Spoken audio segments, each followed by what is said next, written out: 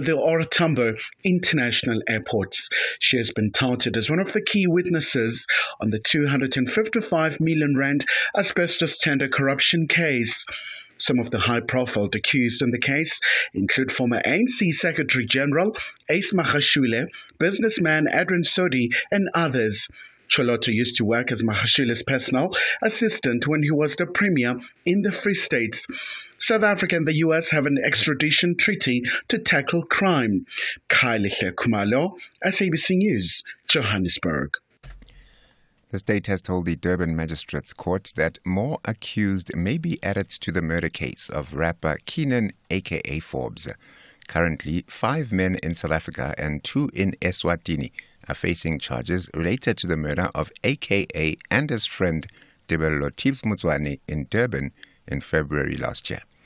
State Prosecutor Advocate Lawrence Xaba says a financial investigation will be launched into the payment of 800,000 rand to the alleged mastermind that emerged in the bail application. He says detectives have also obtained statements from persons of interest. Certain persons of interest were approached for running statements. These statements were obtained with certain explanations, which explanations needed to be followed up, part of which involves financial investigations. The case has been postponed to the 29th of November, and the court has also ordered that this will be the last postponement for further investigations. The battle for the heart and soul of the name Umkhonto weSizwe, the now disbanded former military wing of the ANC, continues. This as the High Court in Durban grants the ANC leave to appeal the court judgment, which had been in favour of the MK Party's continuation to use the name and the logo. The court says it is satisfied that the appeal has a reasonable prospect of success. Kenny Mapanga reports.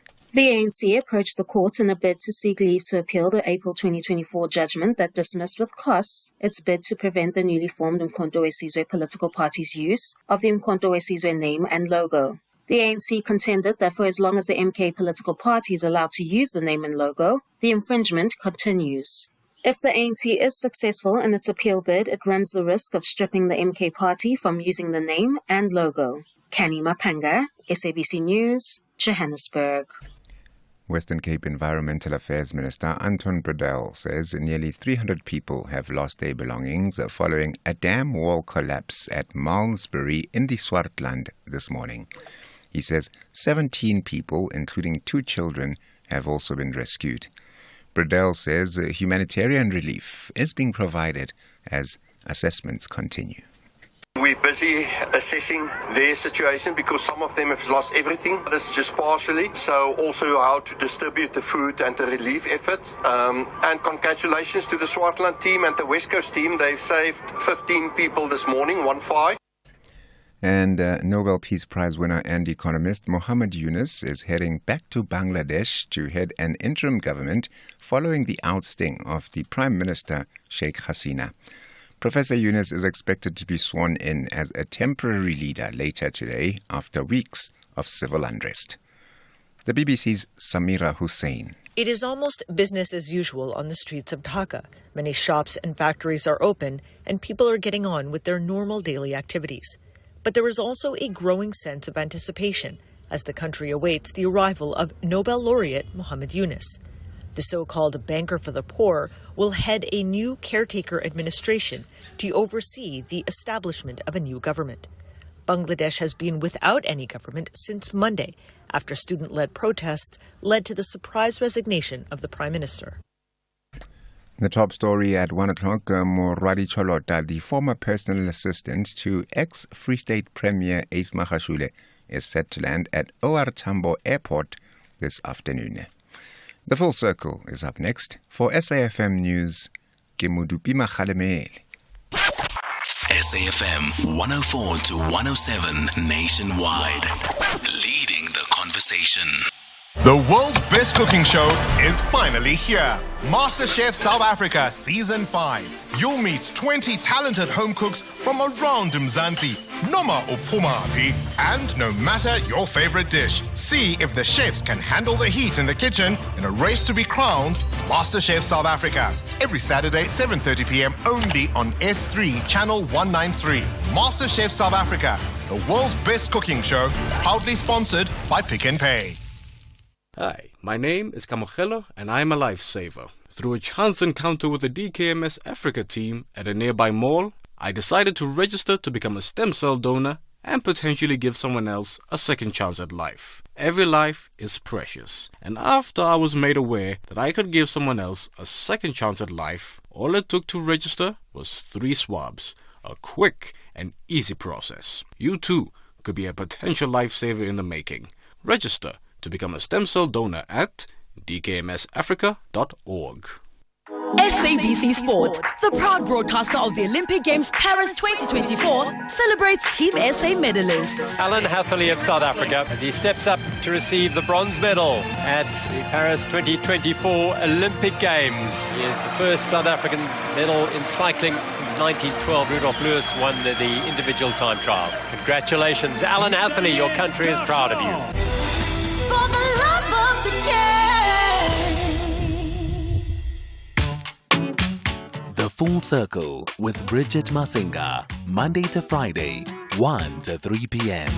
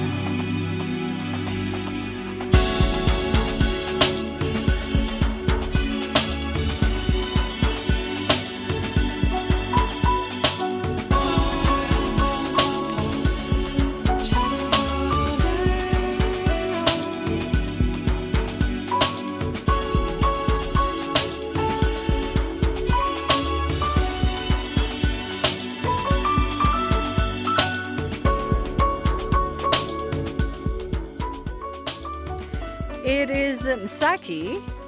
Uthando Lwami is the name of the song right then. That is how we entered the show this afternoon. A beautiful Thursday afternoon on our side of the country in Johannesburg. The weather is holding up quite finely.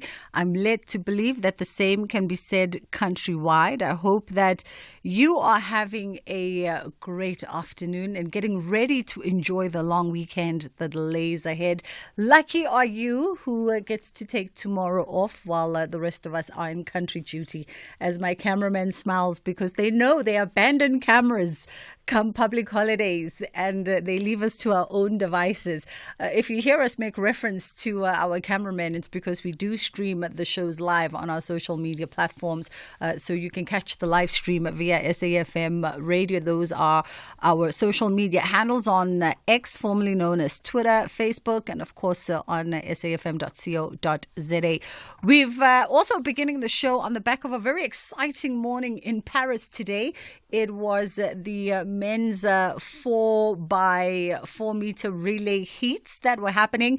I almost was late for the show. Listen, I'm going to say it. My bosses are listening. I know they're listening, but it's Olympic fever. So I was almost late for the briefing in of the show this morning because I had to watch Team South Africa. I had to watch them in those heats, and they did not disappoint at all with Akani Simbini carrying the four-men team to the second spot in that heat and ensuring that we make it into the final. It's going to be exciting, I'm sure. And of course, when I left the house, Germany, the US, and ourselves, South Africans, and there's a fourth country that I'm missing that I had seen their heats that were in there. So we're in there with the very best of the best. It's going to be exciting stuff, I tell you. Those field and track activities are where the danger lies for me, because that is where the heart attack and the anxiety all come into play. What exciting times indeed. So congratulations to Akani Simbini. It will be lovely to see him at least have a podium with the men's relay. We wait for that final with bated breath. Coming up on the show today, it is Women's Month, and we still very much are focused along the themes on conversations that affect and impact women. And we are looking at how do we uplift women entrepreneurs. That is quite crucial when it comes to combating issues such as unemployment and poverty in South Africa, right? Considering that women make up 51% of the South African population, and yet statistically only 38% of females are in the SME space. Only 38% of SMEs are women-owned and led. And we'll unpack some of that with my guest, who herself is an entrepreneur in the legal sector. Also coming up today, stages, pages, screens, and more. We get to celebrate the 2024 F&B Art Prize winner. It's one of the biggest accolades that you can get in South Africa if you are a creative. And we're going to celebrate with this year's win and find out more about himself and his discipline and what, of course, gives him that competitive edge. On the other side of 2 o'clock, we're delving into legal matters and how the mandatory pay gap reporting transforms employment equity in South Africa. We're going to indulge that conversation with Strategy and try and learn a little bit more. I did say that we've got a recurring feminine theme happening throughout August, and we're going to be in conversation with the finance specialist who's written a book. She's authored a book titled Stokvels and how they can make your money work for you. But we'll tell you more about what's coming up after 2 o'clock, closer to that time. 086 000 2032, 061 410 4107 is our WhatsApp line. If you'd like to send, by the way, a message to some of our athletes in Paris that are still competing, you are more than welcome to do so. 061 410 4107 on WhatsApp, and 086 000 2032 is the number you can call us on. Paying your TV license means that you can tune in to the Expresso Morning Show from 6 to 9 a.m. Mondays to Fridays right here on S3. Enjoy our entertainment, recipes, and important current affairs and updates. All of this for less than 74 cents a day or 265 Rand for an entire year. For super fast, secure and convenient payment from any device, go onto tvlrc.co.za and click on the Fast Pay button for payment in under 3 minutes. Make a difference with Expresso and TV licenses and pay yours. Babina Noko returns to the battlefield with a great strategy to display a melody of victory. But the citizens are shaking their heads. Eric Tinkler's boys are confident that they will land successfully in the last 4. This is the MTN 8 quarter-final. Wafa Wafa. Catch Sikukune United FC and Cape Town City FC on Saturday, 10 August at 2:30 p.m. Live on SABC1 and SABC radio stations. Also available on SABC Plus and SABCSport.com. Hashtag We Love It Here. Proudly brought to you by SABC Sport. For the love of the game. Catch the Tastemaster Junior this Tuesday evening at 7 on SABC2. Contestants are taken on a flavor journey and must work in teams to bake a colorful, multi-layered cake inspired by the smooth vibes of a tropical island. Featuring special guest judges Mimi and Holly from Baking with the Rays. That's the Tastemaster Junior, Tuesdays at 7, repeat Wednesdays at 1 and Sundays at 4 p.m. Only on SABC2.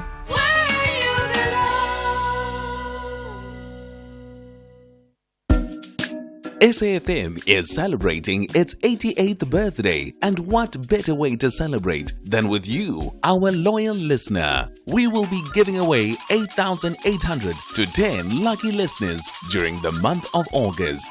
To stand a chance of winning, stay tuned to SAFM and SMS the keyword SAFM88 followed by your name to 41391 and listen to the station throughout the day where you could be selected as a winner. SMSs are charged at R1.50 per SMS. Free SMSs and SMS bundles do not apply.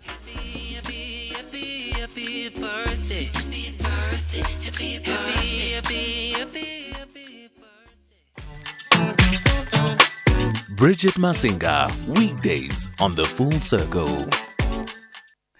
It is 20 past 1 o'clock on The Full Circle, and my first guest joining me now is a board-certified attorney and founder of the legal affair, Nonhlanhla Mtshali. She joins me as we celebrate Women's Month and we shine a spotlight on remarkable women entrepreneurs who are not only driving change but also fostering economic growth in South Africa while pushing passions, as the young children say. So quite excited to know how she found herself in the legal sector and how that journey is going thus far. How are you doing today at Nonhlanhla? Are you good?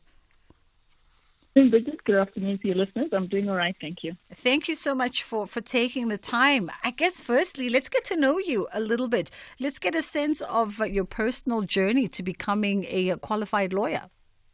Okay. I studied law quite a number of years ago at UJ. Did my articles for a 2-year period, got admitted then as an attorney. Yeah. And was this always the passion? Was this always the vision? The younger me wanted to become a chef. My mother said no. But ultimately I came to the realization that the younger me at the time had a really great passion for public speaking. And naturally felt just law would be a suitable career. Although I also have to acknowledge it doesn't mean if one isn't a good public speaker or doesn't have an interest in public speaking, you can't be a lawyer. No, I hear you. I want to do this, Nonhlanhla. I want to just get you on a clearer line. So maybe let's try WhatsApp. Let's see if we can't connect you on WhatsApp and get a bit more crisp and clarity on our audio, just so that our listeners can hear you undisrupted by any ambient noise. It is Women's Month, and of course we are focusing on conversations that speak to a woman. And so we're going to be introducing you to a whole host of South African women over this month of August who are in various sectors and fields and really just doing incredible work. They're breaking the proverbial glass ceiling. And the legal sector is no different to any other sector. I've had a few conversations now with women in various positions in law, and they all speak to the challenges that they've had to face on their journeys to success. We've got Nonhlanhla back on the line. You know, I love the fact that you chuckle at recounting that you wanted to be a chef and then your mom said no. And law became the other option. But I'm also presuming that there's been no regret on the journey to you building your legal empire. I wouldn't say so. So if I talk about my personal story as a teen, I actually did maths and science. So my alternative was maybe pursuing or considering a BSc. Regrettably at the time, I mean, the 18-year-old me in the year 2010 really didn't know much. The lack of access to information, knowledge, resources wasn't something that was really readily available for me. So my decision making was really limited. If it wasn't me being a chef, it was probably me being a lawyer. And the other alternative, because I did maths and science, like I said, was probably doing a BSc degree. So that was just my story. And I think things are obviously different now. People have access to the information. I mean, we've got our smartphones readily available that can give us just about anything or any type of information really that could make you or help you make a well-informed decision about your career path, specifically because what you choose to study probably has an influence in so many other things. You look at what you study, you look at how much money you can make, you see how many opportunities you can have for yourself, either as an employee or as an entrepreneur. So it's quite important to actually make the right decision. You know, I'm so glad you say that, Nonhlanhla, because I mean, you're still within the youth bracket, youth endala-ish, you know, but still within the youth bracket. And it's so important for young people to also understand the methodology perhaps that comes with choosing a career, right? Because part of the conversation has been on, well, maybe at 16, 17, 18, you're still too young to dissect the proper career path for yourselves, and hence so many people stumble along the way and trial and miss and all the rest of it. But you've just said that it's important to also choose things where you understand the career opportunities and where that might place you on the journey to realizing your own success. I'm now just summarizing, which is a message that is not necessarily driven when in conversation with younger people who are on sort of that cusp of choosing which direction they're going to go and the reasons why maybe they might consider one direction versus another. True. I think the reality that when you look at it from a university level and you look at the rate at which generally first years drop out, that on its own can give you an indication that, one, you either didn't make the right decision, two, you didn't have sufficient information to make a sensible decision, three, the career path you may have chosen actually doesn't have what you like, for your aptitude, perhaps it might just not be your strength. So there's so many things or so many layers and facets to the conversation that when ultimately you give a 16, 17, 18-year-old the responsibility or task to choose a career path as a parent or a guardian, I think it must fall within the scope of your duties to support them. Allow them, if you have access within your network, to people in that specific field, because what you think you're studying and what you may end up doing are completely contrasting or different things. And ultimately also what you do study might actually support and enable you to pursue things outside of that. So if you want to be an entrepreneur outside of what you'd actually studied, your undergraduate degree or postgraduate qualification can actually assist you as well. So ultimately, my stance is definitely that whatever academic qualification you choose, make an informed decision that is one where you consult or you engage or interact with people, ideally people in that field. And because you are the founder of Legal Affair, firstly, maybe give us context as to Legal Affair and the kind of firm that is. Okay, so just to give you context, on a full-time basis, I'm employed as an in-house legal counsel. The Legal Affair is something I do for myself outside of my working hours. In the main, of course, it renders legal services, and the alternative or the other work I do for it, it's an online or social media platform that I use to write on trending legal affairs legal topics, legal developments in South Africa. So everything from parliamentary or legislative developments to court cases where I just unpack trending or informative court case that whether you're an entrepreneur, you're an employee, you're a manager, you want to open a business, you're thinking about opening a business, in one way or another, it's beneficial to you. Or there's some sort of a gain. I see. I mean, there in itself, though, is the ability to carve out a niche that's outside of the standard structure of the legal fraternity. Yes, so I think, like I had said or alluded to earlier, for me, what I had studied and having a degree in law has actually been something that is very fruitful. Obviously, trying to find an ideal market where there are consumers who are willing to at least tender payment for acquiring or getting legal services. Ultimately, the question then becomes price. Is your legal services priced correctly? Is there a demand from a consumer to have knowledge and understanding of legal services? And if the demand or the vacuum is there, how are you then packaging the product of the legal service or the legal information to the layman so that it's not overly complicated or cumbersome to understand? Let's take a quick pause. We'll come back on the other side. And of course, I want to get into perhaps some of the challenges or hurdles that one might face, particularly as a female within the legal fraternity. It is approaching 1:30. Madupi Mkhalamela is standing by with the headline news. Madupi, I got a tweet that was quite suggestive about you, Izolo, and I had to, I had to blush on your behalf.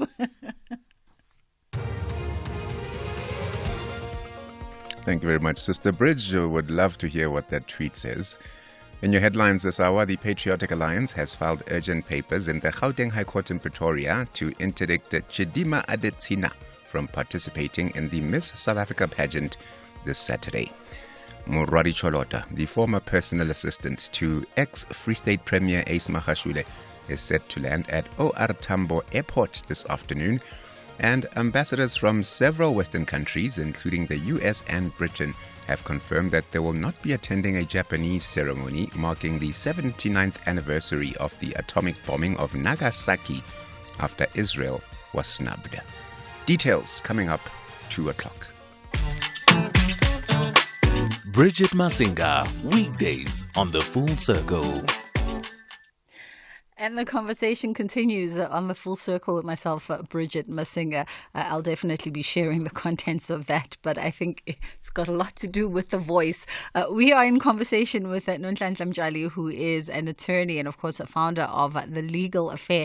Let's talk, Nonhlanhla, about perhaps, and I don't know if you've encountered any challenges along the way, to building your legal career, and if so, what have those been, and how do they differ perhaps by way of the experience that your male counterparts who are on a similar journey may face? I think for me, primarily, it's always been a gender. It's a gender thing. There's a gender component or a gender conversation that we really need to have from an employee and an entrepreneur's perspective, is that when you're a woman, are you really capable? If you've got certain legal matters, some people may prefer to have only men handle it. And it really begs the question of, is it a question of aptitude or just really something that is purely out of preference, that you'd prefer to consult with a male attorney over a female attorney? But I can certainly acknowledge that over the years, I've certainly had people really question my aptitude, primarily because I'm a woman. And for me, it's something that I couldn't really justify it, because ultimately, if you want to ever establish whether I'm qualified, you can verify that. As you may know, lawyers have a regulatory body, and you can also actually verify my academic qualifications. So just to question my aptitude purely by virtue of my gender has been something that has troubled me for many years. And it's really something that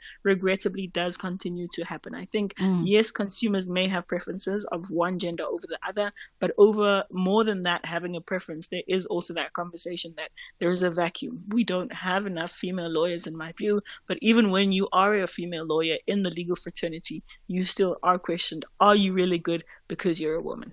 And then how does one get around those gender biases, particularly when dealing with a client? Because from what we understand, those of us who are not in, the legal profession, just purely observing it from the outside via entertainment and networks, we do know that part of the success of a lawyer is your ability to acquire and retain clients, right? Your billables. So how do you then work around that if you are countering a sort of pushback based on gender?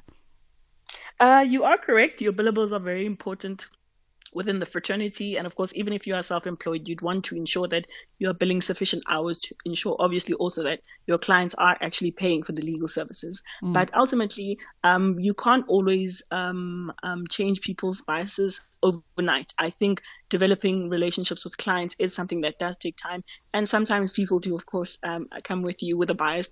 And you may, in some instances, be able to persuade their clients because of the caliber of the lawyer you are, your professional relationship, the nature of and the quality of the legal services that you provide. So perhaps to quantify it, maybe about 80% of the client you may be able to win over. Realistically speaking, of course, I'm trying to give you sensible advice, but there's a margin of the clients that you might not be able to win over. And by win over, I mean persuade them that you're good enough and that not just by virtue of you being a woman, there should be any inadvertent inferences that are drawn. It doesn't mean because I'm a woman, I'm not competent. It doesn't mean that I'm not capable. It doesn't mean also that you're not going to get good legal services or legal services that are of a proper standard and suitable, sound legal advice that's sensible and has your best interests protected as a client. Yeah.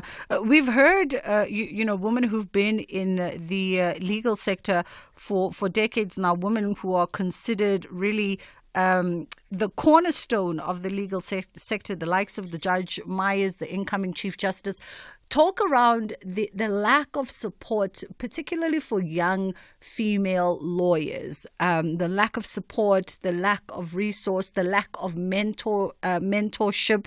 And for you, what has that been like?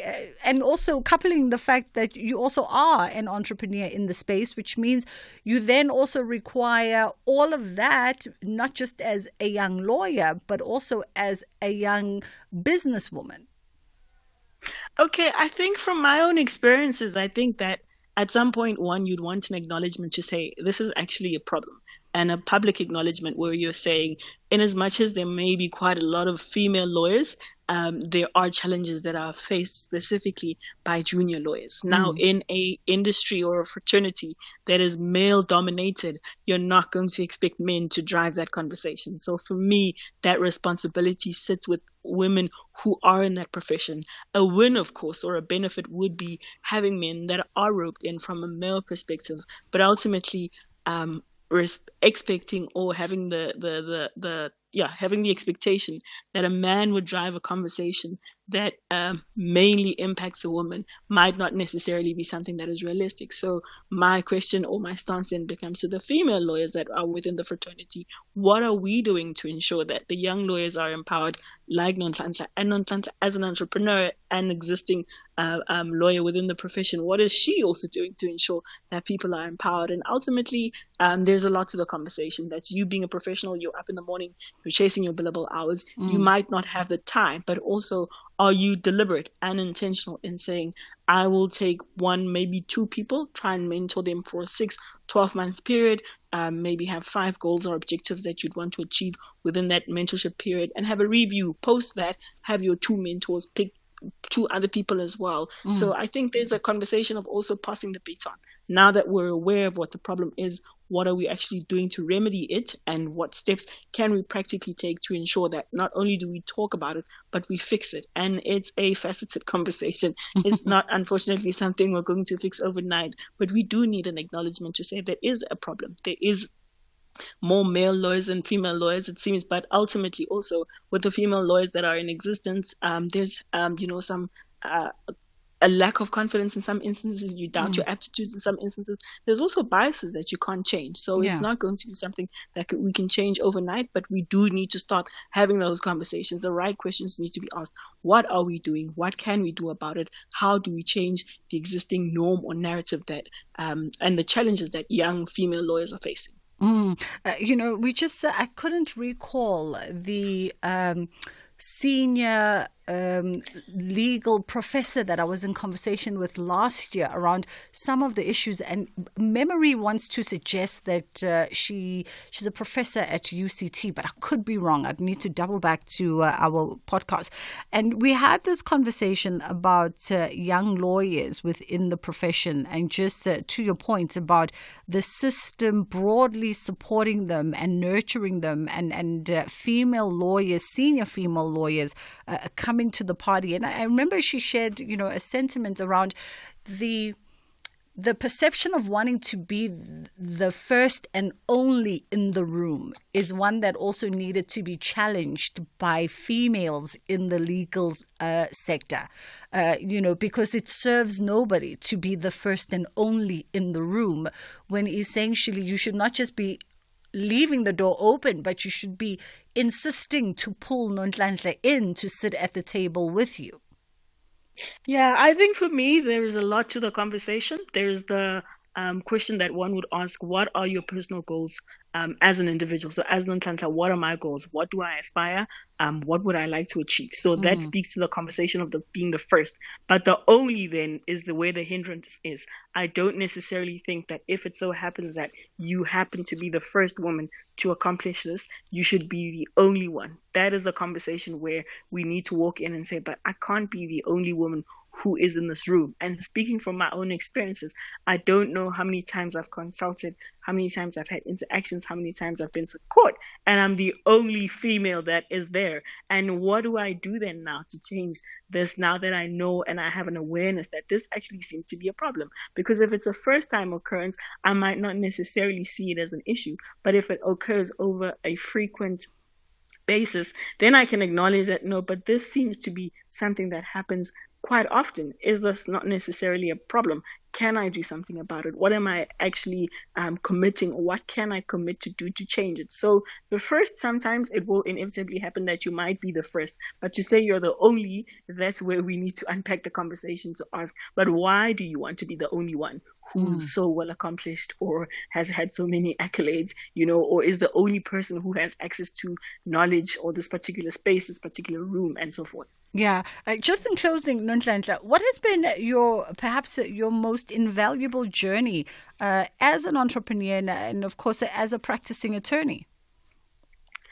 Sure. Invaluable, I think I would say, number one, you have to understand the client. Ultimately, like I had alluded to earlier, there may be instances where you can convince a client. There may be instances that you can't. Two, always remain ethical, knowledgeable, skilled. Number three, stay on top of your game. You have to be knowledgeable, keep up with what is trending, what not necessarily only is trending, but what matters the most, the legal developments that are in existence. Sharpen your mind, sharpen your skills to ensure that you are putting your client's best interests first. And ultimately, the responsibility will always vest in yourself. Invest in yourself, take good care of yourself, physically, mentally as well. Ensure that you present yourself as the best version of yourself on a day-to-day basis. Where you can, of course, when there's time to rest, you take some time off, you rest, and when it's time to go back, you show up as the best version of yourself. Nonhlanhla Mtshali, it's been a pleasure. Thank you so much for the time. And Nonhlanhla is an attorney and, of course, a founder of The Legal Affair. It's just gone 20 to 2 o'clock. We're going to take a quick pause here, and then we come back on the other side of this with the winner of the F&B Art Prize 2024. SABC Sport, the proud broadcaster of the Olympic Games Paris 2024, celebrates Team SA medalists. The Olympic medalist, Tatiana Smith, representing South Africa. Tears of joy will certainly flow for Tatiana Smith. Smith, silver. I think this one is much different than any of my races. I'm so fortunate to get a medal. For the love of the game. Here he comes. Hello, guys. You're so dramatic. Hey, bro, it's not me. It's the extra styling kit, the leather seats with the red finish. It's the tow bar, all coming standard with my red Isuzu badge. Wow, now that is extra. Why be standard when you can get the all-new Isuzu D-Max X Rider from just 8,742 Rand. Prime less 3.5%, 0% deposit, 40% balloon, and 72 months to pay. Get yours today. Finance is subject to approval. Isuzu Finance, a product of West Bank, a division of First Rand Bank Limited, an authorized financial services and registered credit provider.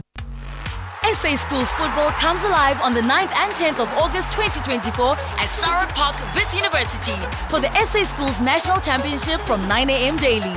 The best under-15 boys and girls representing their province's school teams will battle it out to try and be selected into the under-15 schools national team. Bring your family and camp chairs to support your provincial under-15 team. If you're not in Gauteng, catch the games on SABC Sport on DTT Channel 4 and SABC Plus. For more details, visit safa.net. SABC Sport. For the love of the game. Stages, pages, screens, and more on The Full Circle with Bridget Masinga. Getting into this exciting win now by artist Gresham Tapiwe Nyaude.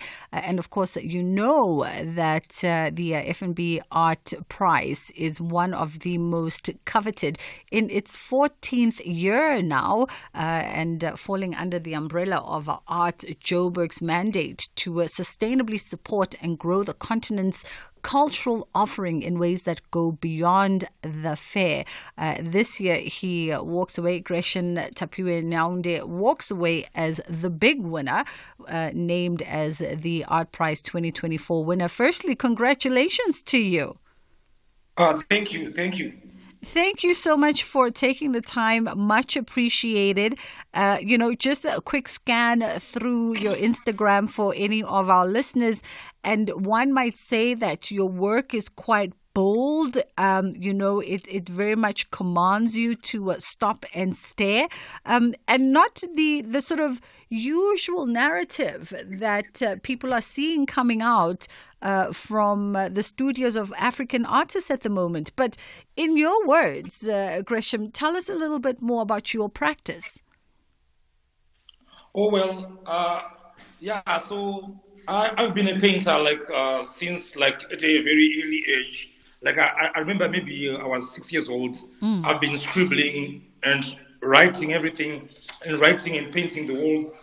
And whenever I get a piece of paper, I'll scribble and write until 2008, when I graduated from the National Art Gallery of Zimbabwe workshop, and I became an artist, and I started practicing, exhibiting around the world. And what has that journey been like for you as an artist, practicing on the continent and, of course, exhibiting globally? What has been the experience and the reception to your work by collectors and appreciators?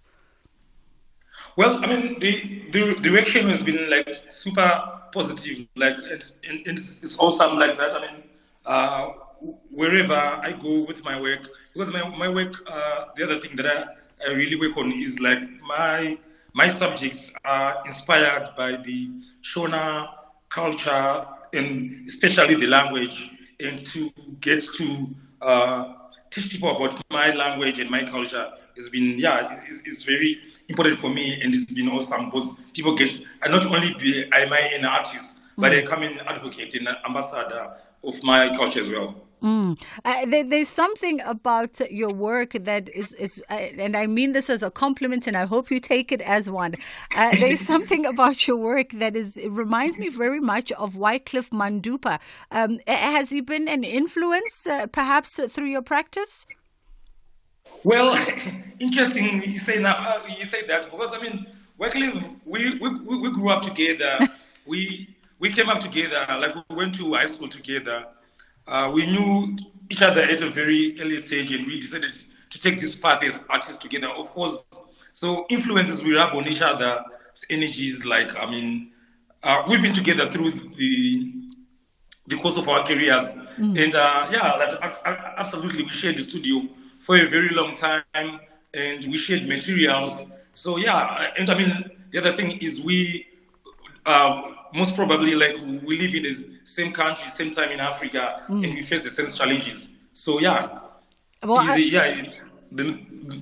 might be influence, yes. I'm glad. I'm glad that my little sort of comparison, for lack of a better word, at least landed close to something. Well, close to your reality. Part of the judges for this year's art fair obviously included Fundi Vundla, who is a collector and a veteran filmmaker, South African filmmaker, Lizanne Viviaz, who's a collector herself, and she's a renowned South African fashion designer with the House of Viviaz, and of course the fair manager for the F&B Art Joburg made up the panel who was selecting this year's art prize winners. And they wrote, when, speaking on your work, they wrote, there is a compelling balance between hope and political resistance in Gresham's work. And that leads me to asking you, let's get to understand some of the themes perhaps that recur through your work and what those speak to. Gresham? Have we lost Gresham? I'm not too sure if we've been disconnected from Gresham, or perhaps we've lost the line, and we're just trying to reconnect in our final moments. Of course, coming up also in just a few, we've got Nalibali, but we're hoping that we establish line. We've re-established. Gresham, you're back with me. Yeah, I'm okay. Sorry for the technical manipulation. No, it's okay. I was saying that the panelists who were judging this year's art prize, when asked about your work, they part of what they said was there's a compelling balance between hope and political resistance in Gresham's work, and that begs me to ask, by way of the themes that you explore through your practice, what might those speak to? Well, my work, we live in a very political sensitive time, throughout Africa, but not only Zimbabwe, but throughout Africa. And as a young person growing up in the continent, you have to speak to these things, you have to respond, and the world is changing fast due to internet and everything, and now the information era. So, it heavily impacts the work, whereby, back in the day, we had to study through ancient books that were written maybe in the 1950s or back then. And it only spoke about the Western philosophy of art, but doesn't really. So when you consume that as a basic for your practice, but you want to address the political or the social stories of your self, or your experience of yourself, it doesn't really tally. So right now, we are in the space whereby you, as an artist, you have this responsibility to speak equally, on a political level, on a social level, and at a very intellectual level as well. Yeah. Because we live in the time, and so there's no. Because people often ask me, is my work political just because maybe I'm from Zimbabwe and there's been a lot of political tensions in Zimbabwe, but I live in the time and I respond to politics. Yeah. It's not only Zimbabwean politics, but it's African politics throughout the world. Gresham, we have to wrap it there for this afternoon. Unfortunately, time has run away with us, but congratulations once again. And no doubt we'll be talking to you in the future. That was the F&B Art Prize winner 2024, Gresham Tapiwe Nyaude, joining us. It's just gone 10 to 2 o'clock. It's time for us to get into Nalibali, which will lead us to the 2 o'clock news. The world's best cooking show is finally here. MasterChef South Africa Season 5. You'll meet 20 talented home cooks from around Mzansi, noma uphumaphi, and no matter your favorite dish. See if the chefs can handle the heat in the kitchen in a race to be crowned MasterChef South Africa. Every Saturday, 7:30 p.m. only on S3, Channel 193. MasterChef South Africa, the world's best cooking show, proudly sponsored by Pick n Pay. SABC Sport, the proud broadcaster of the Olympic Games Paris 2024, celebrates Team SA medalists. The Olympic medalist, Tatiana Smith, representing South Africa. Tears of joy will certainly flow for Tatiana Smith. Smith, silver. I think this one is much different than any of my races. I'm so fortunate to get a medal.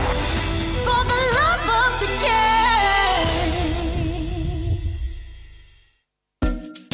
SAFM is celebrating its 88th birthday, and what better way to celebrate than with you, our loyal listener? We will be giving away 8,800 to 10 lucky listeners during the month of August. To stand a chance of winning, stay tuned to SAFM and SMS the keyword SAFM88 followed by your name to 41391 and listen to the station throughout the day where you could be selected as a winner. SMSs are charged at R1.50 per SMS. Free SMSs and SMS bundles do not apply.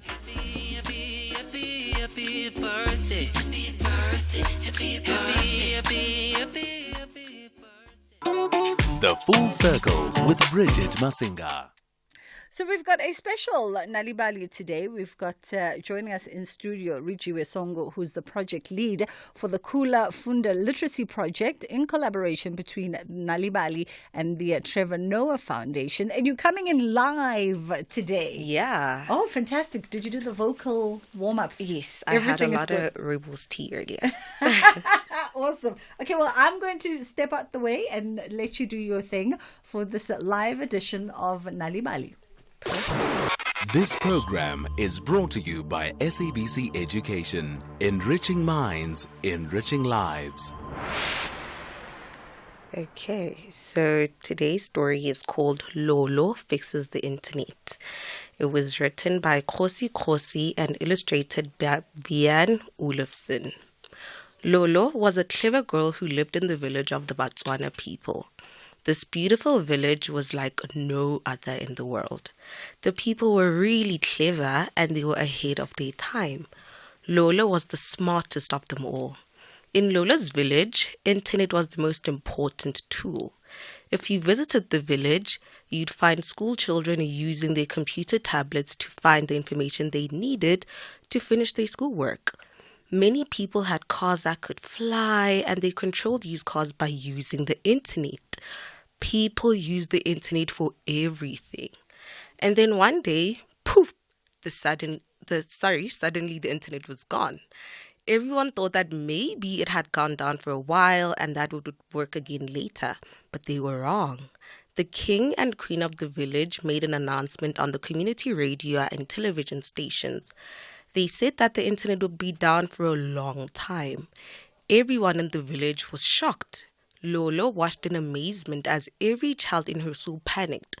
"Our lives are over," shouted one of her friends, grabbing Lolo by her shoulders. One of Lolo's teachers ran out of the classroom, grabbed her arm and said, "Do something, Lolo, you are the clever one." Then the teacher ran off crying. Lolo could not understand what the fuss was about. Everyone is behaving as if the world is coming to an end, she thought. She decided that the next day she would pay the king and queen a visit to find out about the problem. When Lolo arrived at the royal house, she was welcomed with a glass of warm milk and a plate of chocolate chip biscuits. Lolo ate some of the biscuits while she waited for the king and queen. They were the best biscuits she had ever tasted. The king and queen arrived and greeted Lolo. They began to talk about the problem in the village. The queen explained that their ministers had found out that the problem was with a satellite that was far, far away, all the way up in space. "So," said the queen, "it is not just our village, but the whole world that does not have internet." The queen then held Lolo's hand and said, "My child, we are looking for someone really clever to get into the royal spacecraft, travel into space, and fix the satellite." "Lolo," said the king, "you are the only person for the job. If you do this, you will be doing the whole world a favor." Lolo felt excited and nervous all at the same time. She had read that going into space was a dangerous thing to do, but she agreed to go. For days, the little girl worked alongside the space crew to prepare for the special mission. She learned how to fly and control the spacecraft, and she learned how to float in space. Soon, Lolo was ready to fly off into space. On the day that Lolo left, everyone was there to watch. People threw flowers at her for good luck. Others sang songs of encouragement. Lolo felt so loved. Lolo climbed into the spacecraft and all the technicians turned the engines on. Moments later, the spacecraft left Earth. After flying for what seemed like a long, long time, the spacecraft landed at the space station. Lolo could see the satellite from the window. She contacted the king and queen using a special type of radio to let them know that she had arrived safely. Everyone at home celebrated, and her parents were especially happy to know that their daughter was alive and well. But the mission didn't go quite as planned. For days, Lolo struggled to work out what the problem was. She knew that the success of the mission was in her hands, and she didn't want to let everyone down. Eventually, the space team's food and water began to run out. The mission had become very difficult, but still the clever little girl kept working and working until one day she worked it all out. One of the cables on the satellite had burnt out and needed to be replaced. Once Lolo had done that, the internet was back. Everyone in their village and all over the world celebrated. After a hard but successful mission, Lolo returned home. She was a hero. The queen and king were so proud of her that they gave her a medal of honor and named their next child after her. This program was brought to you by SABC Education. Enriching minds, enriching lives. I mean, it sounds even better with you in studio. Thank you. It really does. Thank you. So all the practice ones for nothing. Yeah. Right? Mm-hmm. Do you read all the time? Not all the time. Not all the time? Yeah. Okay, you should read all the time. I will read all the time. Well, thank you for coming through. Thank you for having me. We appreciate it so much. That was Nalibali for today, a very special edition because it is Women's Month, and so they decided to treat me even ahead of tomorrow. We're going to get into the 2 o'clock news now with Madupi Makhalamele, and then we'll see you on the other side of this.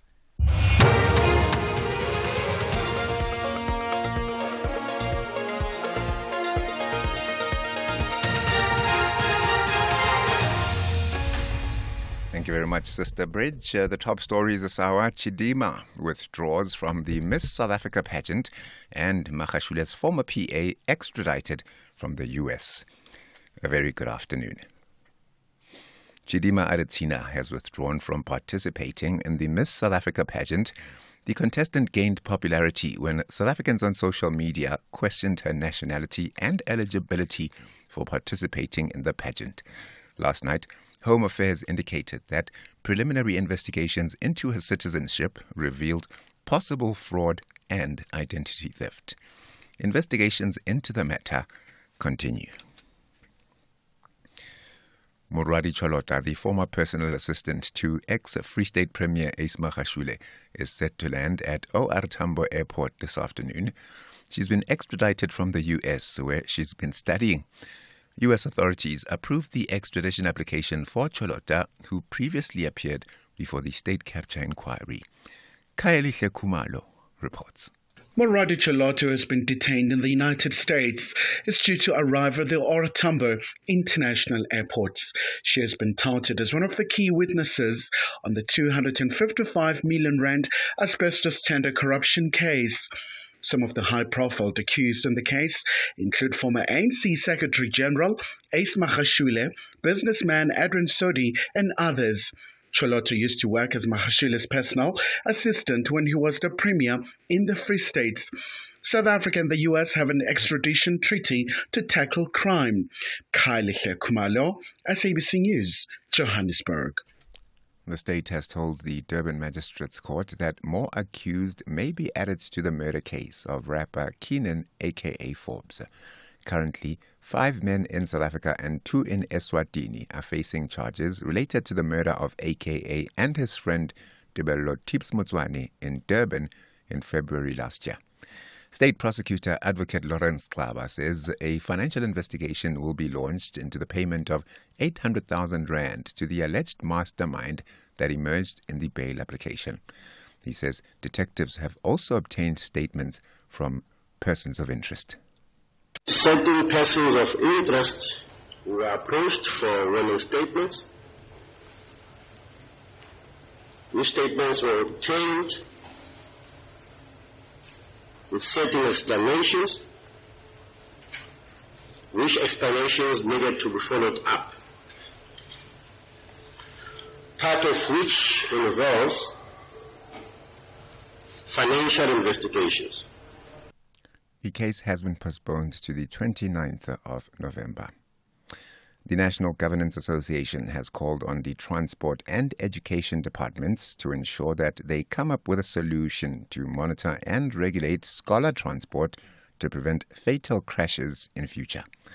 This was the sentiment expressed at the joint funeral service of the 11 pupils who died in a crash in Carltonville on Gauteng's West Rand.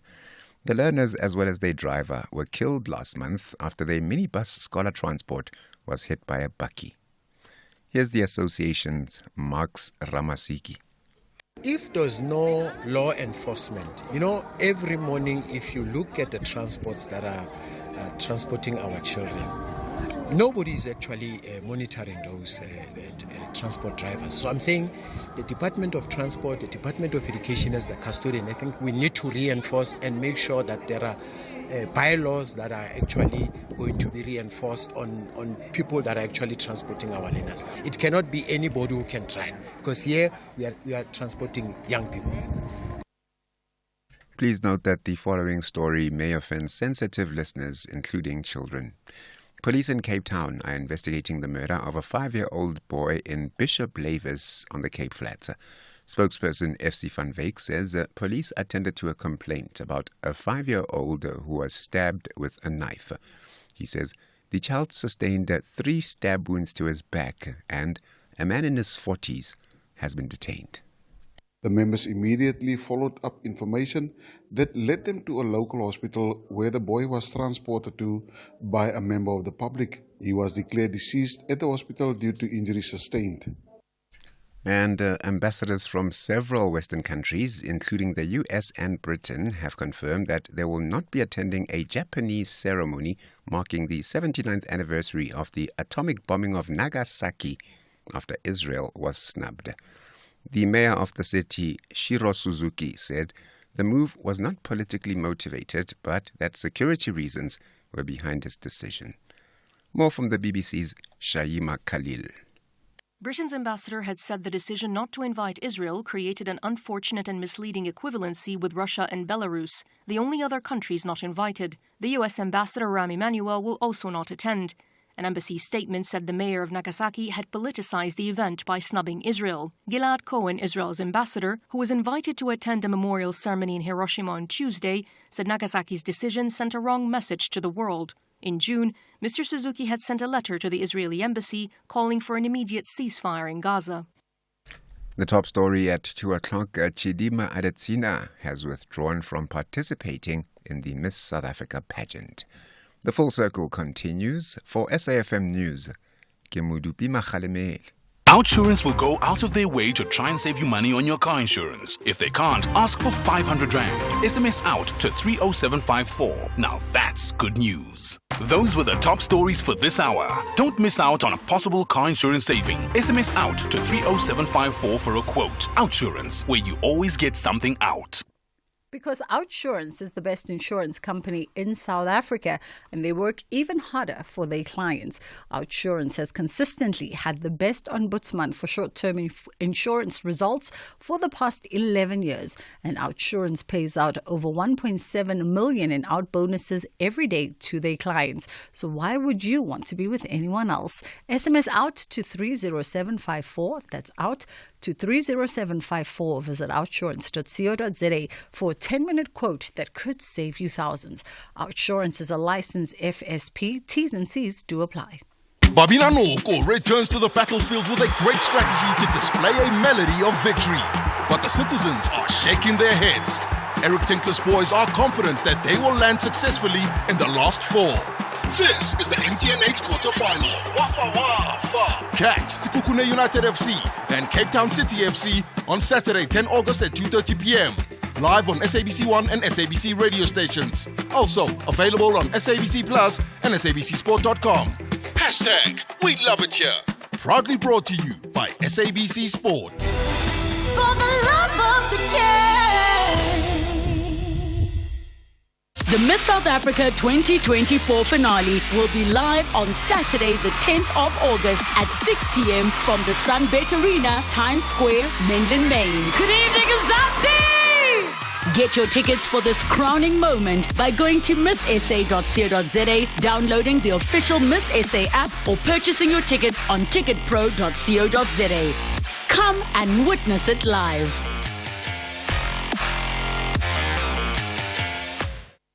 SABC Sport, the proud broadcaster of the Olympic Games Paris 2024, celebrates Team SA medalists. South Africa 26, Australia 19. The bronze medal for South Africa from Paris 2024. Olympic medal is very, very special, and sometimes you only realize it a year or two afterwards. I'm really grateful for our players that they could call themselves Olympic medalists. For the love of the game. The Full Circle with Bridget Masinga, Monday to Friday, 1 to 3 p.m.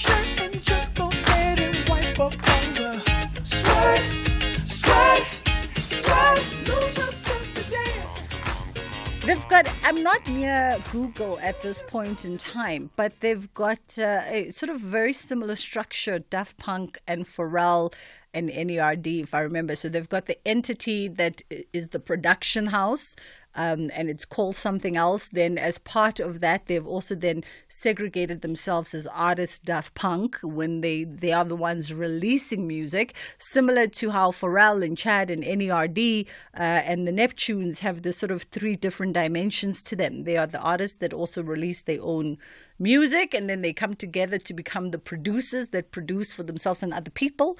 And then they come together again to be multidisciplinary artists involved in different things, but it's the same duo trio, just slicing their business, in different ways.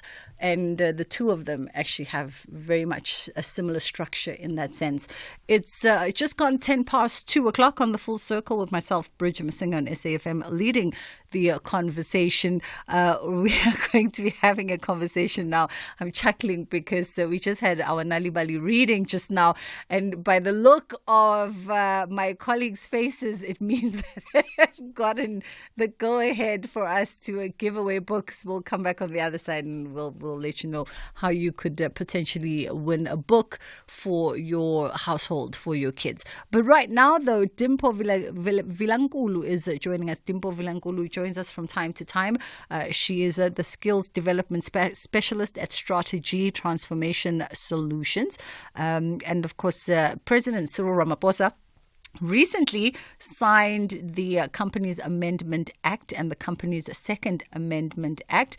The labor law experts say that these laws aim to address financial inequality and enhance transparency in business practices, and include profound implications for labor relations and employment equity. And we're going to find out more about what that all means from Dimpo. How are you doing this afternoon? I'm good, thanks, Nassaf. Thank you so much for having me today, Bridget. And thank you for making the time to walk us through this.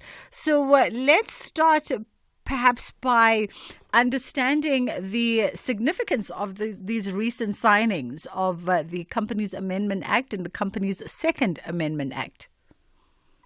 All right, thank you so much. So basically, in order to put you into context, we've got what we call a measured income distribution in South Africa using the Gini coefficient. And currently, the financial inequality in South Africa is at 63, meaning that the highest paid employee is earning 63 times the lowest paid employee. So there's quite a huge gap in between. And so as a country, we need to make sure that we have the regulations and the policies to try and address that gap. So the recommended gap would be at least at 12, meaning that the highest paid should at least be earning 12 times more instead of 63 times more, because then it means that we've got great financial inequality. So just with regards to the mandatory pay gap, yes, there will be a lot of transparency around that. And obviously, it will shed some light in terms of the wage disparities within the corporate sector.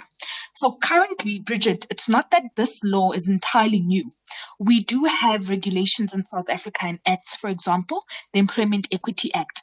So the Employment Equity Act, Section 27, which speaks to the EEA4, an income differential statement, where an employer has to note or explain to the Department of Labor or give the top 10% earners and the bottom 10% earners. Mm-hmm. So if you can contrast that with the new law is now saying that this shouldn't just be between the Department of Labor and the employer, but it should be publicly made with the employees as well.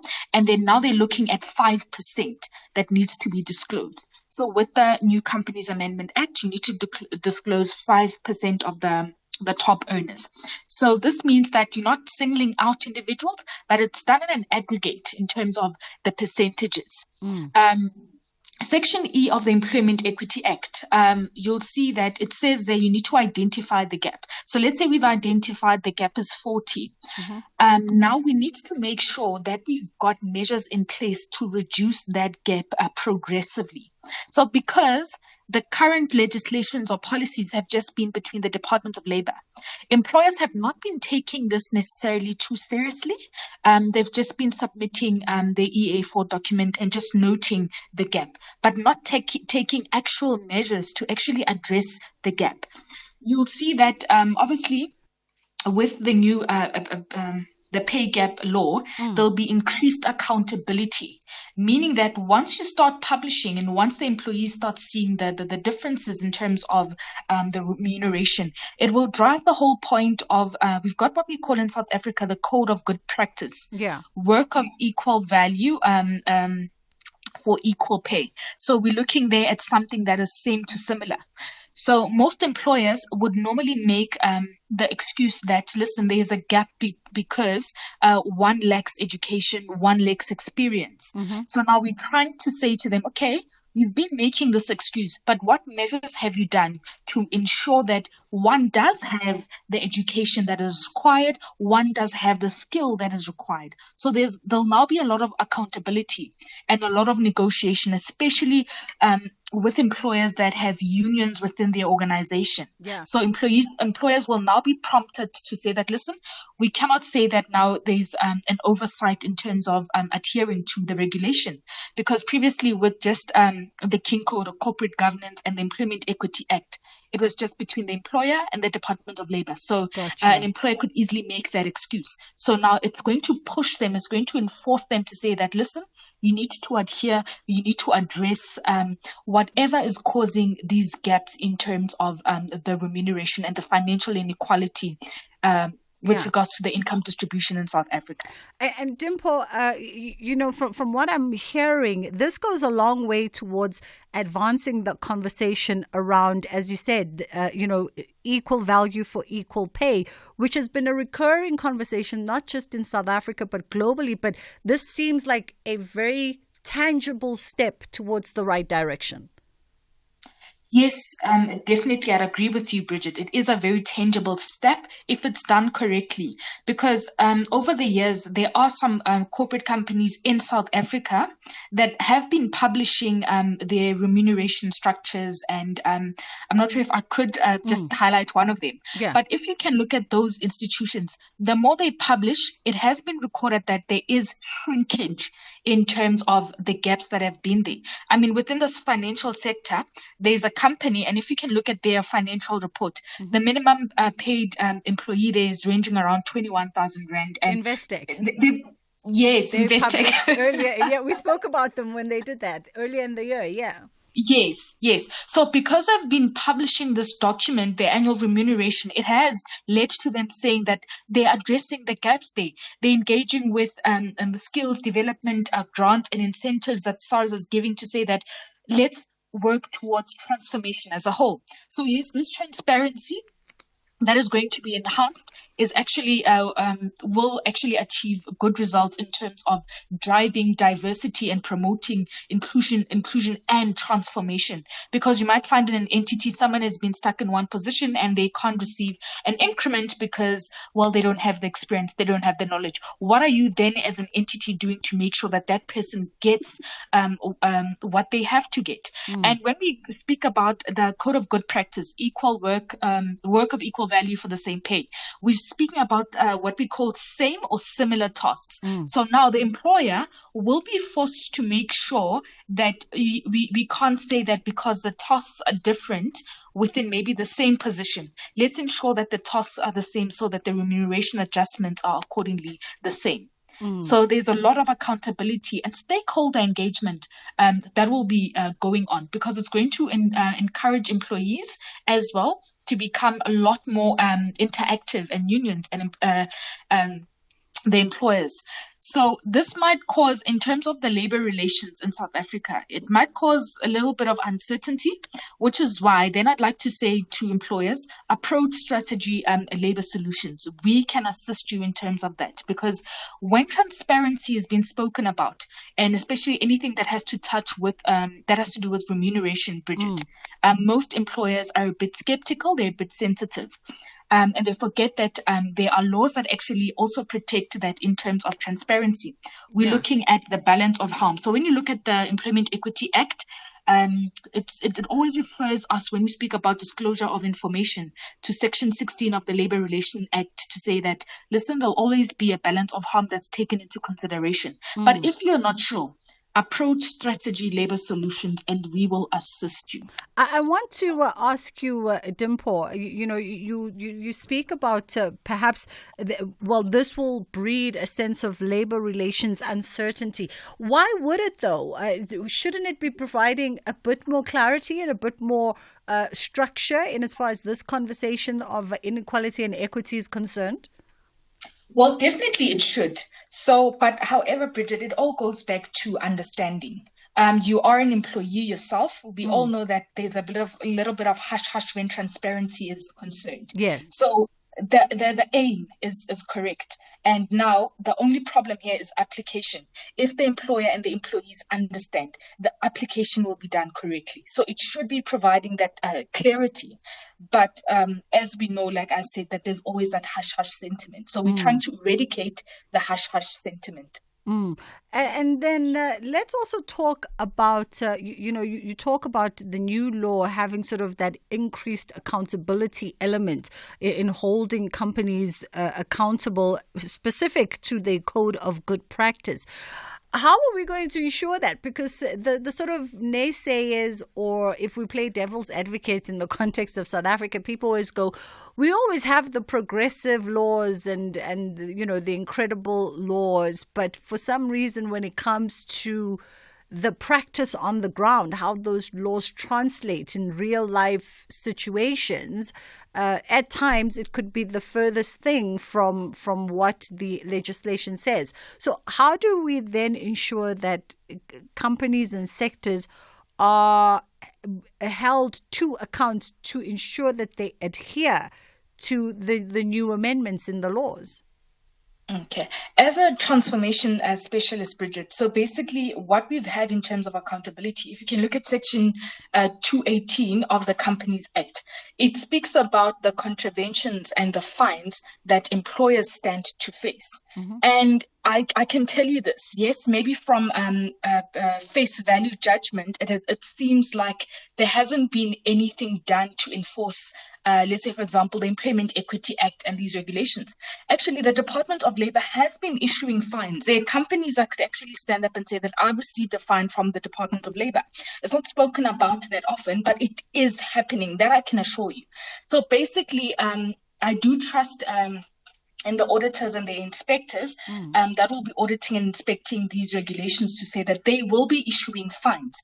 And the issue of fine is, it sounds light, but it actually isn't, because it eats the pocket of the employer. Dimpo, by way of employees, right, their expectations from this in terms of employment equity and fairness in the workplace? Come again, Bridget? In terms of the changes, what changes can then employees expect to see by way of equity and fairness in the workplace here? And how fast do we expect that maybe sectors will start implementing the new amendments in a way that is reflective, to the experience of the employees? I can't really comment in terms of how fast, but with regards to the fairness, they can definitely start seeing the fairness, because there's now a lot of pressure, not only from maybe one or two regulations, but I think the amendments and the mandatory gap law to say that it will eradicate the factors that are contributing to the stagnant change that we've been facing, to say that, all right, I will not be required to publicly make known the gap in terms of the remuneration in my entity. But now with that being done, it's going to push employers to say that, all right, what avenues can we put in place? What structures, what policies do we need to implement to ensure that there is the fairness? For example, I spoke to you about when we speak about the code of good practice, right?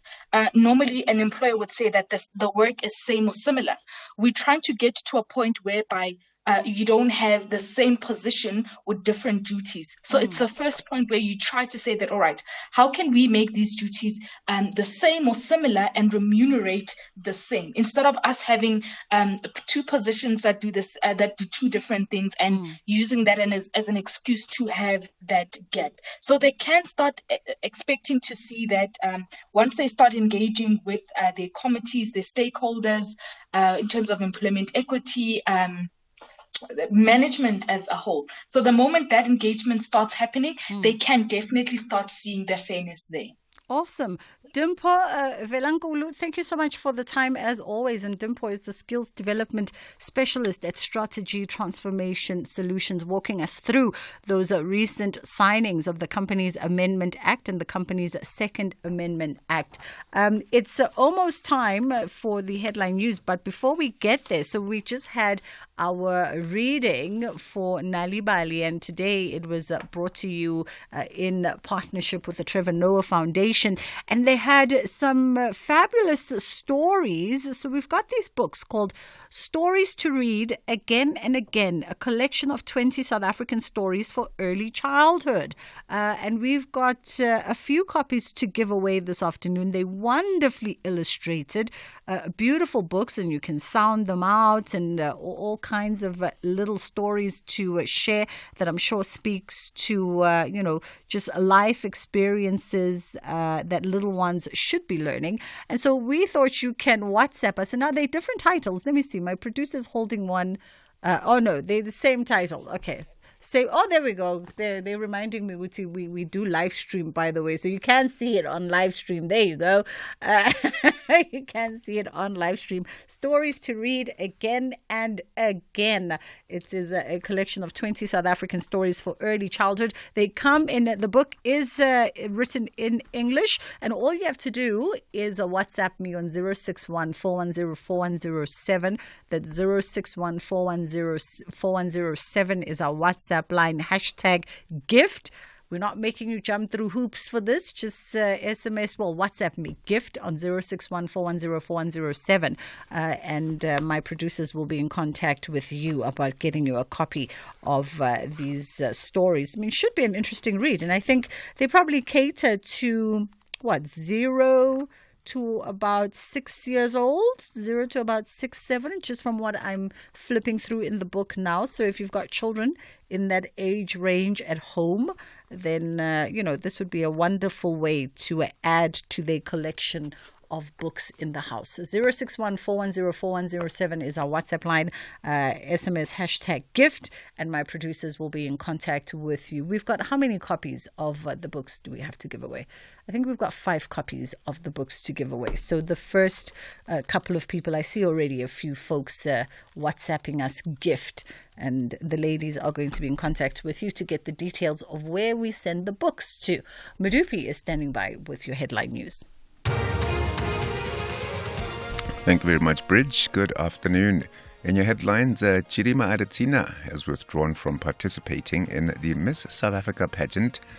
Members of the Gauteng taxi industry have joined the e-hailing officials in condemning acts of violence, intimidation and extortion in the sector.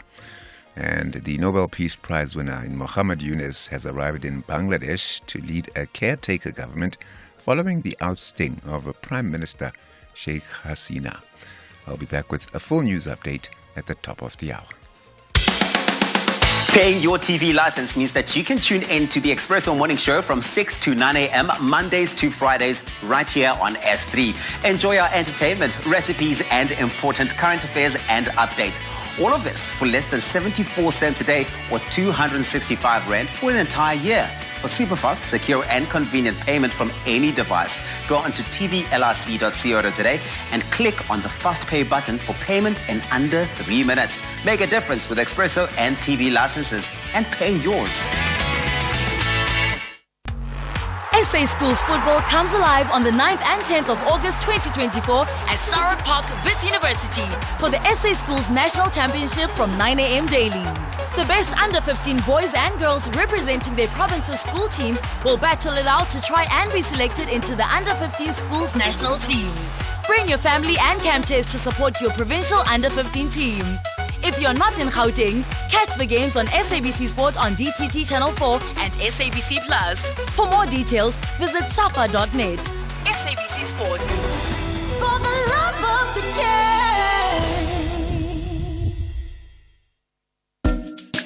SAFM is celebrating its 88th birthday, and what better way to celebrate than with you, our loyal listener? We will be giving away 8,800 to 10 lucky listeners during the month of August.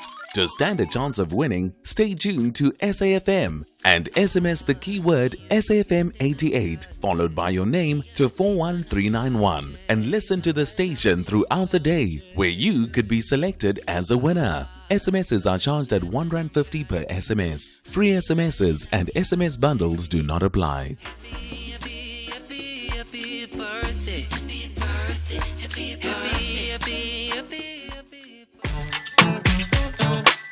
Bridget Masinga, weekdays on The Full Circle. I always knew y'all had children. It's just when we ask y'all to tittle-tale on your kids, then you get all shy. When we ask y'all to share the stories of how your children, have you doing the loopy-doopy, and then you get all shy. But when we give away the books for the kids, you inundate our WhatsApp. We love it. So you've just confirmed that you have children. And next time we want you to spy on your little ones. Zombies are one by one to be part of the conversation. But yes, let's get into our next conversation with Usango Filita, who is the co-curator of Heritage of Heroines. And this is an exhibition at the UNISA Art Gallery. Good afternoon to you. How are you doing this afternoon, Sango? Hi, sis. I'm doing fine, thanks. And yourself? I am great. Thank you so much. So great. Thanks for having me. It's only a pleasure. Okay, firstly, let's unpack the title of this exhibition, Heritage of Heroines. It speaks to, I guess it is Women's Month, but maybe let me let you loop us into the thinking. Okay, thanks again. So this is the exhibition that was combined by me and the curator, Ms. Sebofato Suyoka. And it's an exhibition that serves to pay homage and multifaceted and profound contributions of women in the art sector and creative industry. Since this month we are commemorating women, we felt that we should do something, as we always do, within our gallery space. So this exhibition is sort of like paying tribute to the women's artists who have been producing or doing artworks that were sort of like works that were dealing with, let's say, I would say identity, gender, inequality, and social-economic considerations.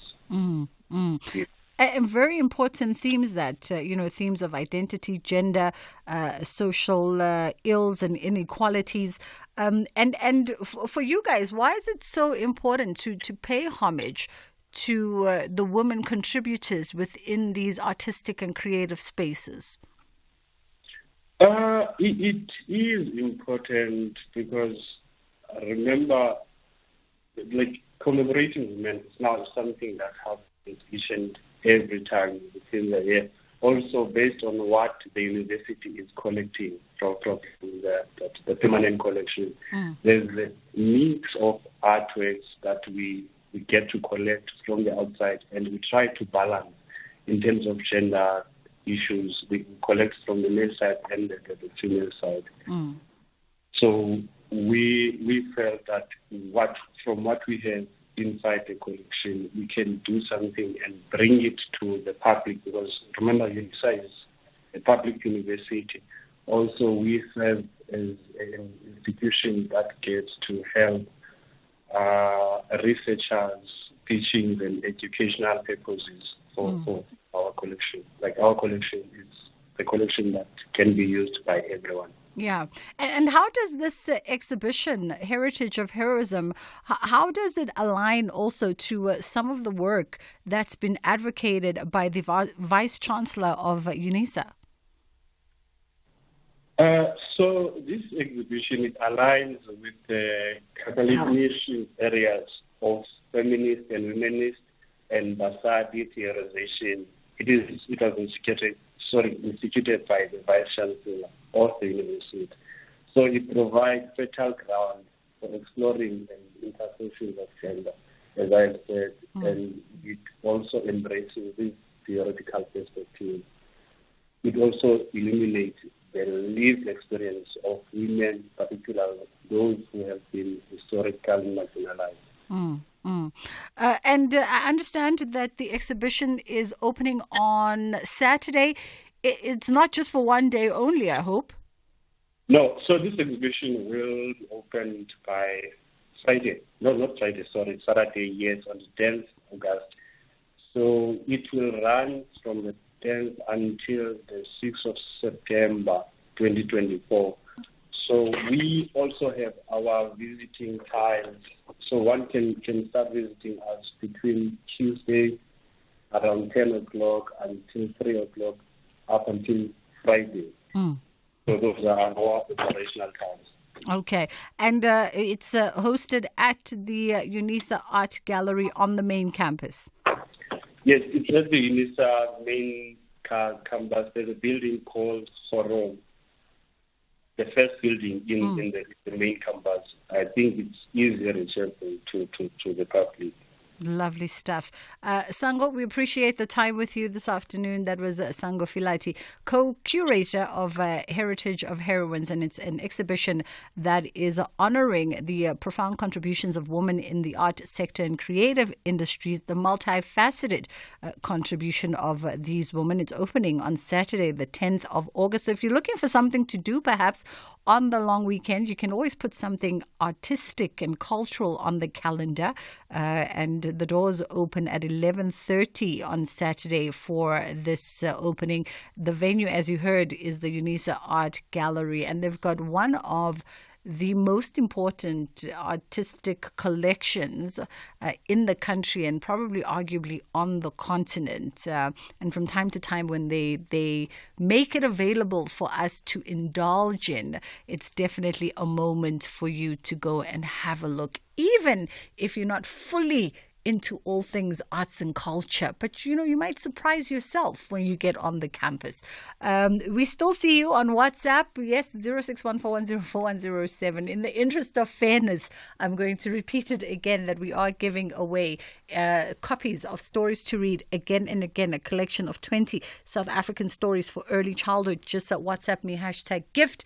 And the first couple of people that are responsive on the WhatsApp are the ones that are going to get these copies delivered to them. Let's take a quick pause. SABC Sport, the proud broadcaster of the Olympic Games Paris 2024, celebrates Team SA medalists. Alan Hatherley of South Africa, as he steps up to receive the bronze medal at the Paris 2024 Olympic Games. He is the first South African medal in cycling since 1912. Rudolf Lewis won the individual time trial. Congratulations, Alan Hatherley. Your country is proud of you. For the love of the game. Catch the Tastemaster Junior this Tuesday evening at 7 on SABC2. Contestants are taken on a flavor journey and must work in teams to bake a colorful, multi-layered cake inspired by the smooth vibes of a tropical island. Featuring special guest judges Mimi and Holly from Baking with the Rays. That's the Tastemaster Junior, Tuesdays at 7, repeat Wednesdays at 1 and Sundays at 4 p.m. Only on SABC2.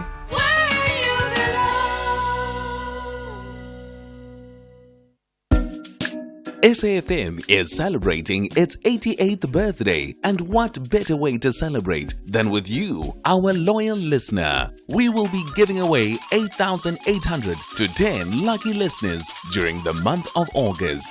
To stand a chance of winning, stay tuned to SAFM and SMS the keyword SAFM88 followed by your name to 41391 and listen to the station throughout the day where you could be selected as a winner. SMSs are charged at R1.50 per SMS. Free SMSs and SMS bundles do not apply.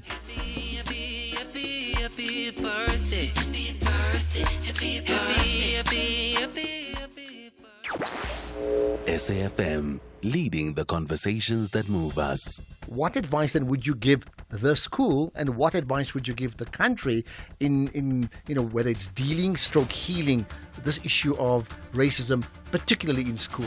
Very, very easy for the school, which is use this as an opportunity to address the issue more broadly. Don't try and hide the story. Put it out there, have workshops, speak in assemblies, call the parents, but use this as an opportunity to reclaim decency in the school, to say what is wrong and what you stand for. Jonathan Jansen, a Prof of Education at the University of Stellenbosch. The National Pulse, weekdays, 3 to 6 p.m. Bridget Masinga, weekdays on The Full Circle.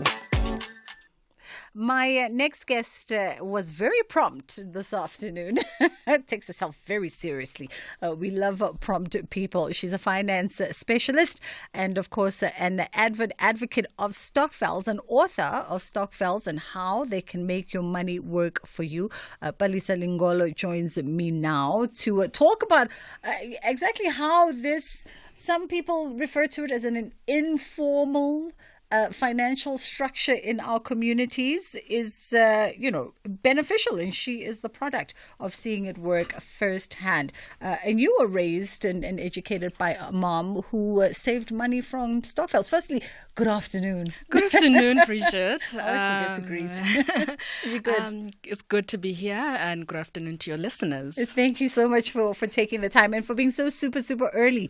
We appreciate it. So your mom, you were raised, educated by your mom who saved a lot of her money using stokvels. And this is something that we as Black people, colored people, are very familiar with, stokvels. We've had a lot of conversations on the show around how do we begin to take stokvels more seriously. We'll double back to that. But a little bit of your life story. Yeah, so I think just like any other Black community growing up, we know what stokvels are. So I also grew up around stokvels, even before they became financial. So I got introduced to them quite early on in a community, in a village actually, where they used to assist each other when somebody had passed away. I used to be sent to go contribute meal or matchbox when somebody passed away, and then it moved from there to take this 10 rand, somebody has passed away. So it was a community that was really supporting each other in times of grievances. So I knew that as okay, so there's this financial and non-financial support that communities do in terms of, and they're calling it stokvels, and I saw them also doing it for groceries until I got it to seeing them to actually making it money out of it. So when I watched this, obviously, and I was just like, okay, this is actually quite a great model to use. So when I came this side and started working in investments and specifically around group investments, and I'm like, but this thing is like stokvel. How come stokvels don't do this? Yes. I know this from when I grew up. And how come they don't invest? How come they don't save? How come they don't use the formal structures like bank accounts to do that? And then I just started digging around in terms of what are the pain points, and that's when I was able to then even document a book and on stokvels, and I saw there is that gap of the financial institutions and the stokvels themselves in terms of how can they partner and support each other in order to really make something effective out of stokvels, basically. Yeah. And Palisa, do you find, or did you find with your research that it's been, where has the missing gap been? Is it more the financial sector not taking stokvels seriously?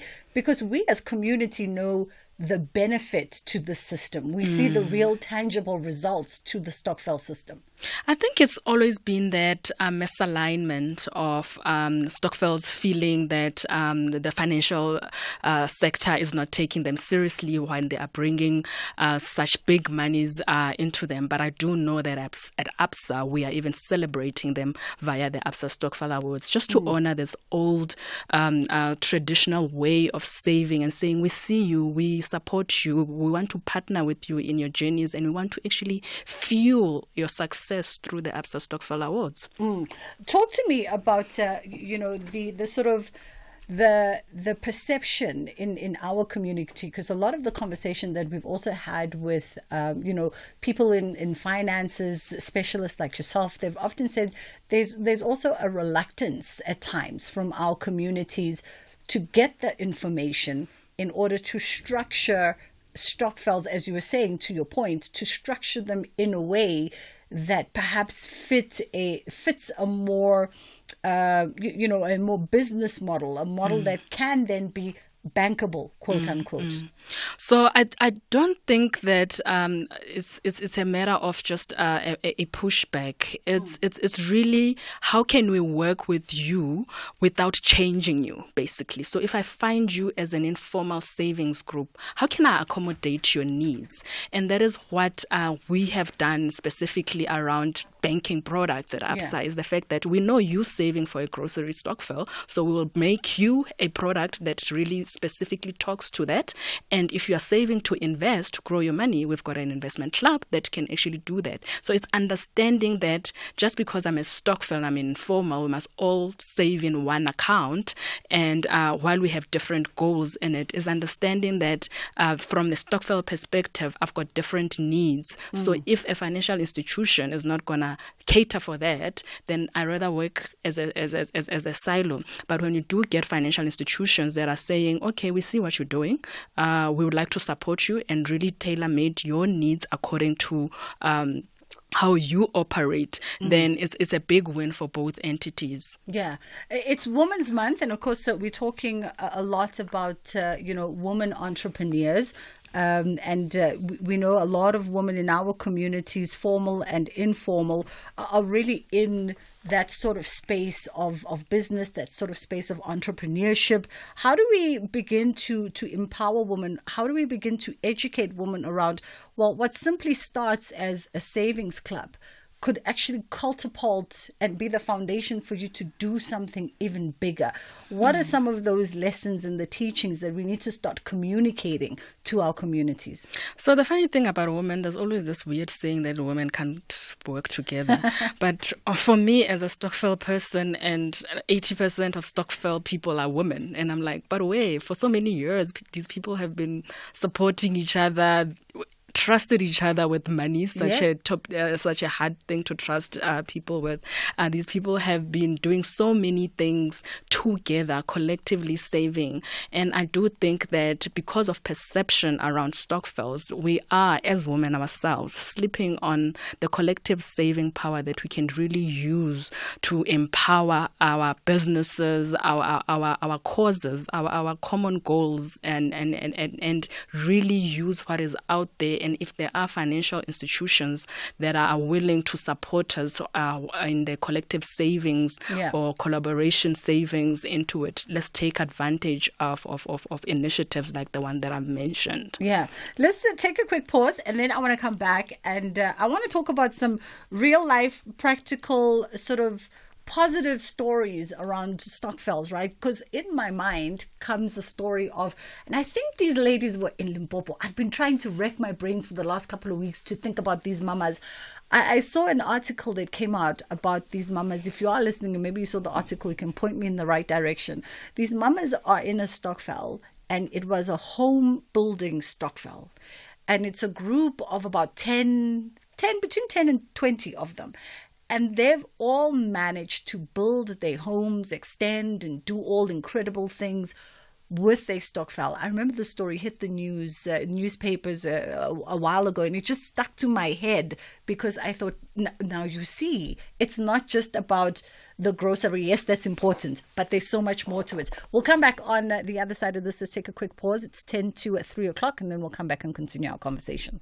Witness the global battle of great athletes from South Africa and from all over the world in the Olympic Games Paris 2024. From the heart-pounding races on the track to the graceful routines on the gymnastics floor, each event promises to deliver moments of sheer brilliance and sporting excellence. Live the intense rivalries, inspiring comebacks, and record-breaking performances right here across all SABC TV channels, SABC radio stations, on the move with SABC Plus, or online on sabcsport.com. Hashtag the global battle of great athletes. The Olympic Games Paris 2024. Brought to you by SABC Sport.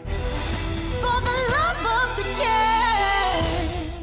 The Miss South Africa 2024 finale will be live on Saturday, the 10th of August at 6 p.m. from the Sunbet Arena, Times Square, Menlyn, Maine. Good evening, Mzansi! Get your tickets for this crowning moment by going to misssa.co.za, downloading the official Miss SA app, or purchasing your tickets on ticketpro.co.za. Come and witness it live.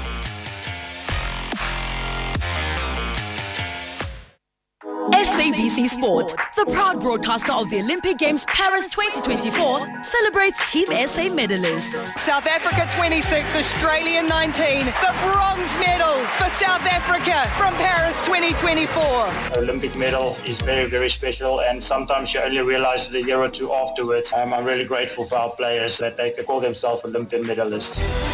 For the love of the game.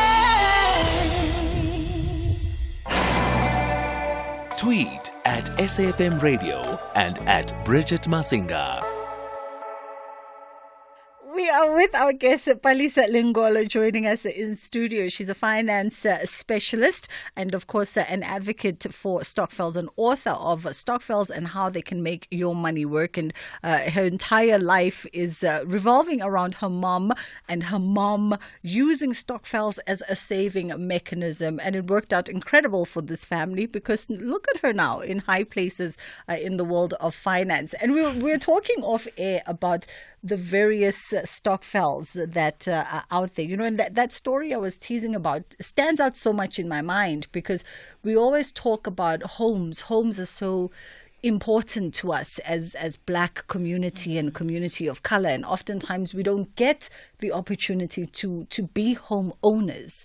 And there were these moms who were saving up, and they were older moms, 50, 60, saving up to own their homes and then to build their dream homes, and it worked out for them. But there are many examples of that sort of stokvels, and I'm sure you've come across so many. Oh, definitely. So one of my favorite things about being in the stokvel community and really interacting them is definitely the stories. And it is great that I'm even in an initiative where your story matters.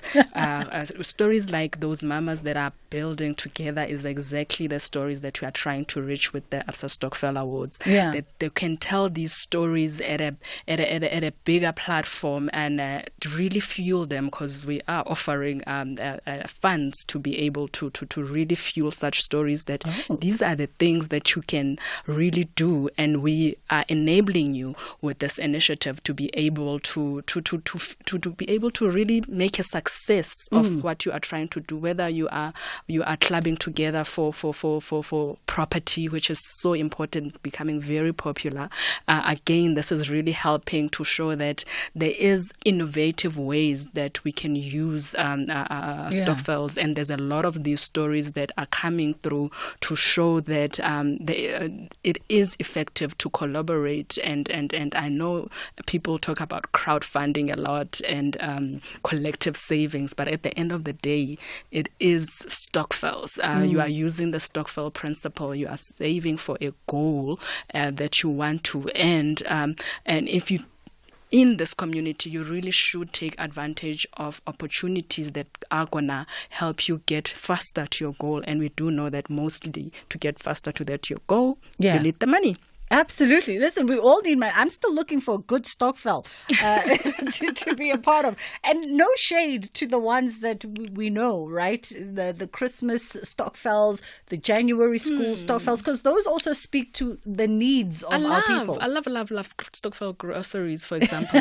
And then people, when they criticize grocery stokvels with the 5 mayonnaises, I always think of my background. I'm like, we were in a village, so we're probably 2 houses that only had an employed person in it, my mom. So when she got those 5 fish oils and 5 mayonnaises, she would take 1 for the household, the rest is going to the neighbor, the other one is there, because I've been thinking, you don't know why people are clubbing. They're clubbing for extended family. Yes. They are clubbing for rainy days.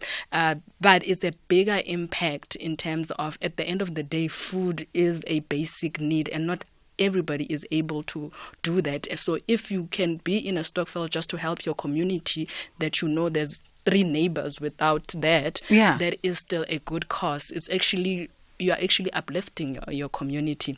Absolutely. Another category award. Okay, Okay. Let's touch on these awards. Who can enter the Stokvel Award? Anybody. Okay. So I know Maybe because I said ABSA. What is the criteria? Yes. So I know because I said ABSA, everybody's thinking, oh, there are ABSA's things. So there are ABSA's awards, ABSA Stokvel Awards, but they are open to anybody, whether you have a bank account, you don't have a bank account, whether you've got a bank account with another institutions. This is a very, we are saying we want to reward you for collectively saving. We want to fuel your stories because even the Stokvel stories matter. Yes.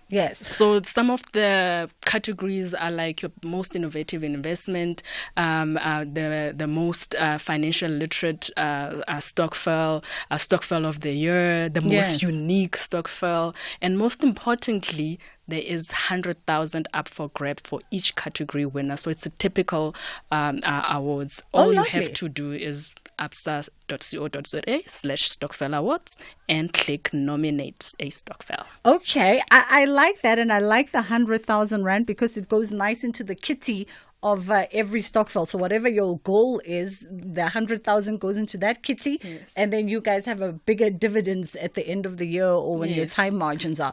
By the way, she speaks on this because I did say that she's a financial specialist and she focuses a lot on Stokvels.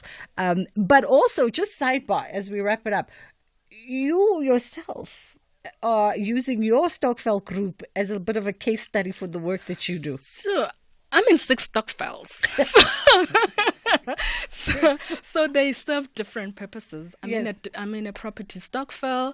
I'm in a travel Stokvel. I'm in an investment Stokvel. I'm in a social Stokvel. So they all for different things. It's such unfortunate that I can't enter these ones, but I was going to be able to really vie in for those 100,000 because they really, you know what Stokvels have done for me besides my personal story. Stokvels have really allowed me to afford things that I was not going to necessarily be able to afford alone.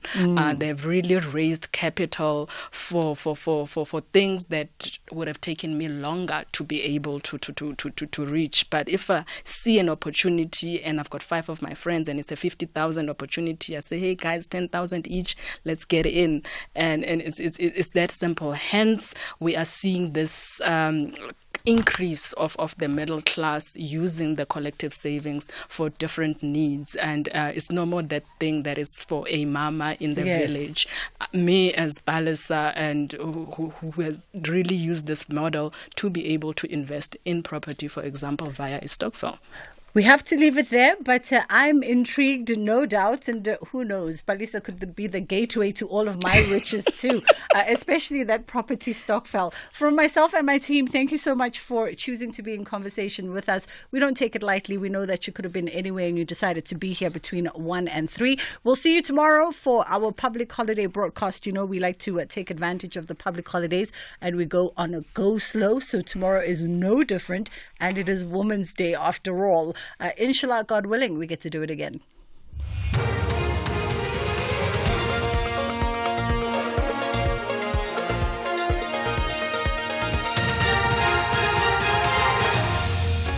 Thank you very much, Sister Bridge. Safe travels. The top story is this hour. Chidima withdraws from Miss South Africa pageant and 17 rescued after dam wall collapses.